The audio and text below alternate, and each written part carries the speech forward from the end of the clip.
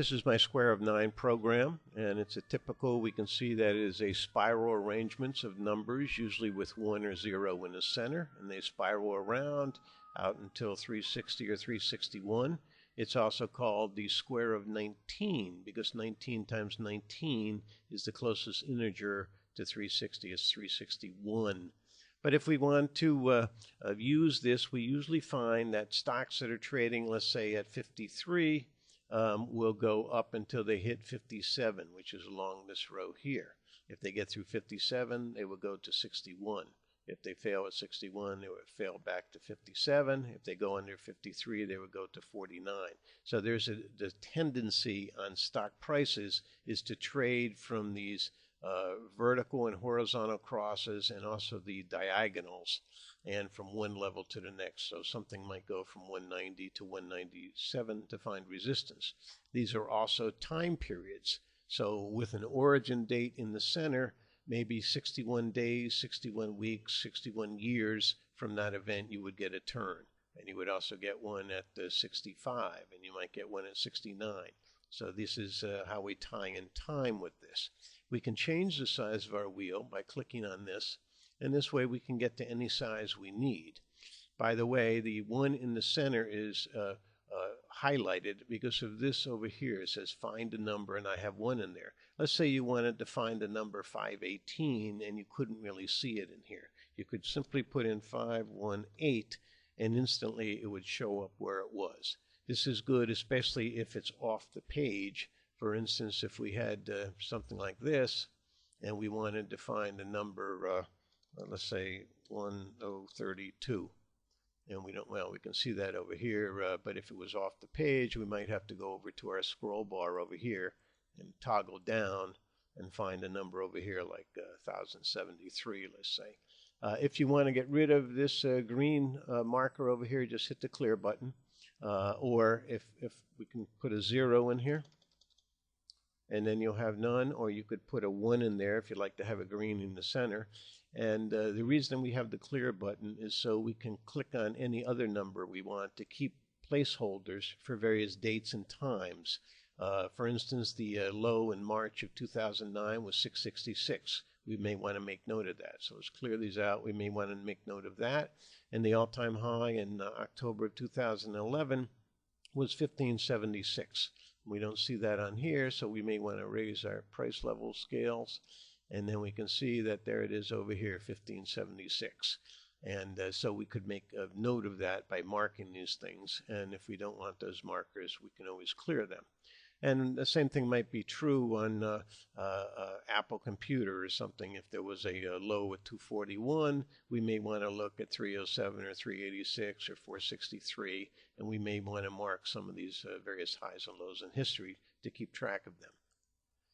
The other thing we do with the square of 9 is, although frequently the 1 is in the center, if we're taking a stock like Google, which had an IPO date and price of 96, we can put the 96 in the center as like a date of birth.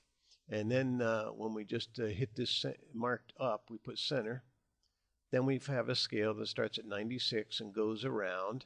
And we will see on Google's history, many of the highs and lows in history were right along here. Here's the 746 all-time high.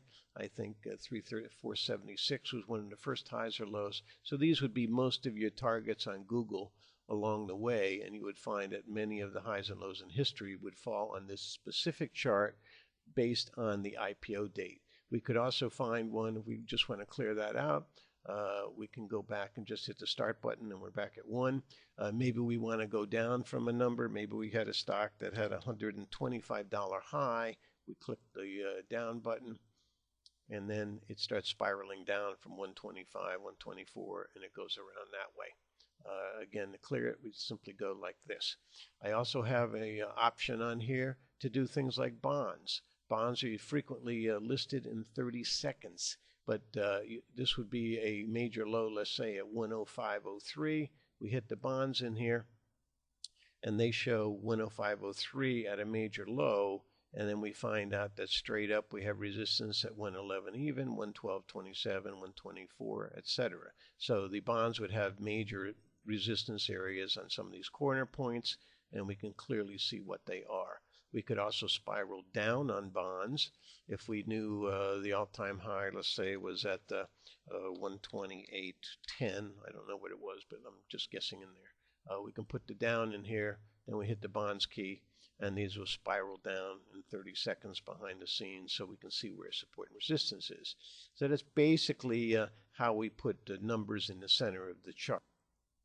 These numbers, of course, in the center of the chart often can represent days or weeks or months or time periods. So this would be 96 days from an origin point. But sometimes we want the program to do it automatically, so we have a dates key over here. If we have it in days and hit dates, what it's going to do is it's going to start from this date over here I have indicated in yellow, but we can put any date we want in there. Note this is a little different format I've inputted on here. It's the year 2000, decimal point, 2 decimals for the month and for the day, and it shows up and it's read back in standard US format 0327 or 2400. If it's a little tight in there and you can't see it, we can use this button to adjust the grid size. So the grid size will get bigger and bigger and bigger for you.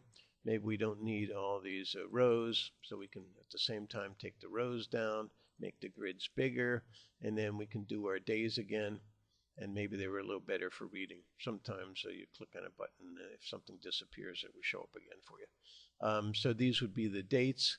If we did it in terms of weeks, these would be your weekly dates. In other words, 1 week, 2 weeks, 3 weeks, 4 weeks, 5 weeks, spiraling around. And you could find out where we are now. This would be January 14th, 2011, 4/8/2011, 7/1/2011. So these would be some of the turning points in time based on this origin. There's also a calculation here. We see the distance between these two dates of 4135. If we did a more current date, perhaps we did the most recent top, 2011, April 29th was the high close. We hit the start button and we find out there's 81 days difference between then and the date I'm recording this on 7/19. And we can see this is along the turning point, and it follows a day where we had a huge update the day before on explosive earnings in IBM and Apple, and now we may be making a turn, either going up for another till the 86th day or failing at this point. So we can put the days in there, we can make the grid size bigger or smaller, but most of the time when we use the square or 9, we're just using it for trading purposes. On an average day, every single day of the week, the S&Ps trade off of one of these centers. So let me just show you how that might work. Get the grid size down here a little bit smaller. We don't need it.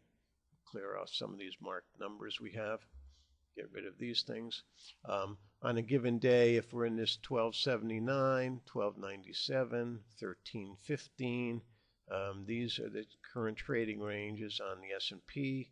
Here's a 1333 corner we've seen all the time, 1351, 1369. So on every single day of the week, the traders know where these numbers are.